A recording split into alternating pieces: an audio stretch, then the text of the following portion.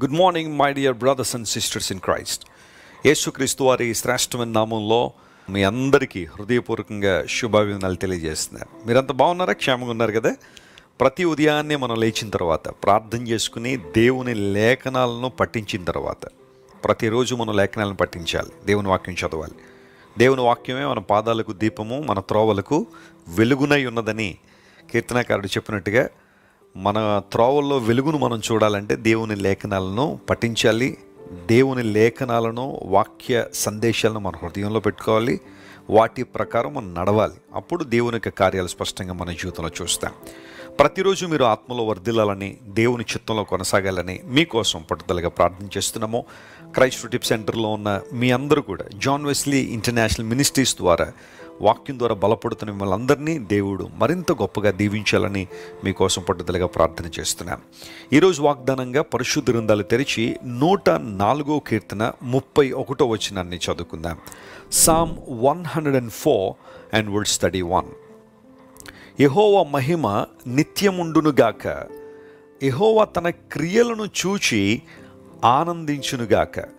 The glory of the Lord shall endure forever. The Lord shall rejoice in his work.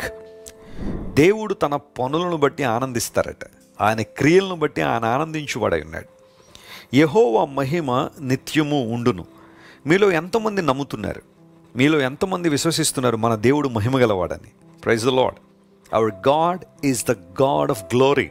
ఆయన మహిమ కలిగిన దేవుడు, ఆయన కాంతి గల దేవుడు, దివ్య మహిమలో ఉండే దేవుడు. ఆయన తన మహిమను మనకి ఇవ్వాలనే ప్రభువుని యేసుక్రీస్తు వారి యొక్క ఆశ. ఆదాము హవ్వలు దేవుని మహిమ చేత కప్పబడ్డారు ఏదైనా తోటలో.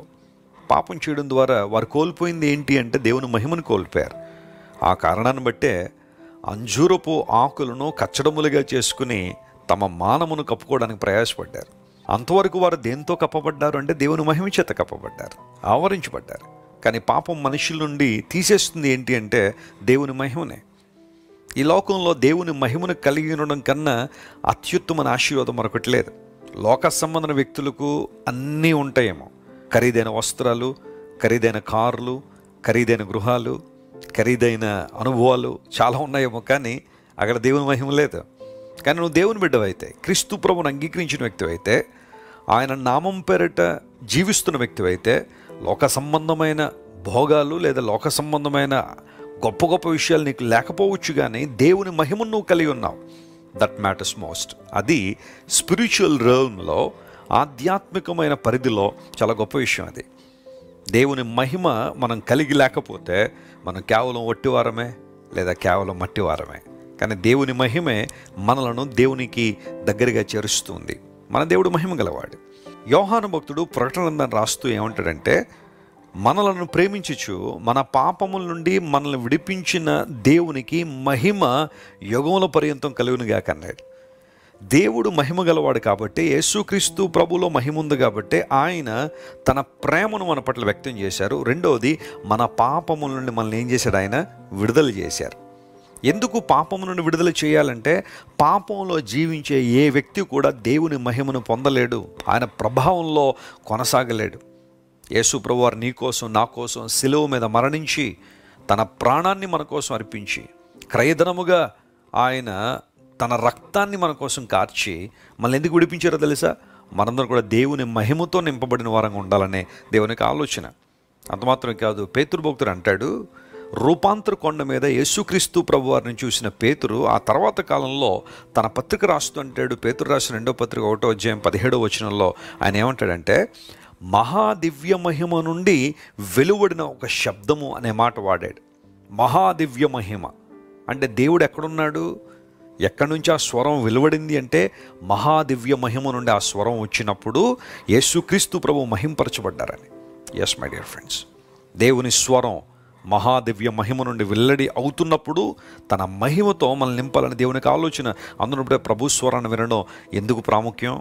దేవుని వాక్యాన్ని వినడం, లేఖనాలు వింటున్నప్పుడు మన జీవితంలో జరిగే కార్యం ఏంటంటే, మహాదివ్య మహిమ నుండి వినబడుతున్న స్వరము మనలను మహిమతో నింపుతుంది. Praise the Lord. Don't neglect to hear God's word. దేవుని మాటను వినడం ఎప్పుడు కూడా నిర్లక్ష్య పెట్టకండి. మహిమతో నింపబడినప్పుడు దేవుని కార్యాలు స్పష్టంగా చూస్తాం.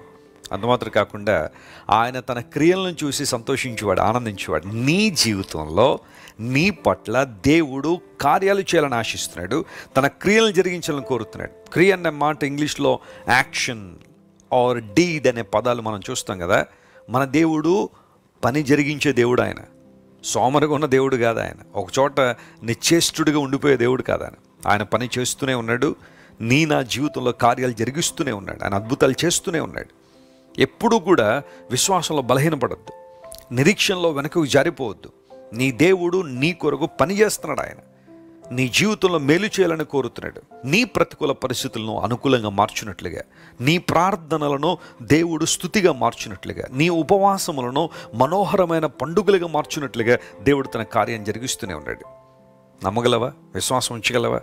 ఆయన నీ పట్ల చేస్తున్న కార్యాలను చూసి దేవుడు ఆనందపడతాడట, సంతోషపడతాడట. ఎందుకంటే తన ప్రజల జీవితంలో అద్భుతాలు చేయడం దేవునికి చాలా చాలా ఇష్టం. ఇశ్రాయేలీయులు యోర్దాను నది ముందు నిలబడిపోయారు. ఆ నదిని దాటితేనే కానీ కనాన్ దేశంలోకి వెళ్ళలేని పరిస్థితులు ఉన్నప్పుడు దేవుడు తన క్రియను వారి పక్షంగా జరిగించాడు. యోర్దాను నదిని ఏకరాశిగా నిలవబెట్టాడు. గోడవల్లి నీళ్లు నిలబడిపోయినప్పుడు దేవుని ప్రజలు ఆ యోర్దానును ఆరిన నేలలో దాటేసి వారు కనాన్ దేశంలో ప్రవేశించారు. తన ప్రజల పట్ల కార్యములు చేయటందు దేవుడు సంతోషిస్తాడు. And I hope and I pray that you would see the deeds of God in your life today.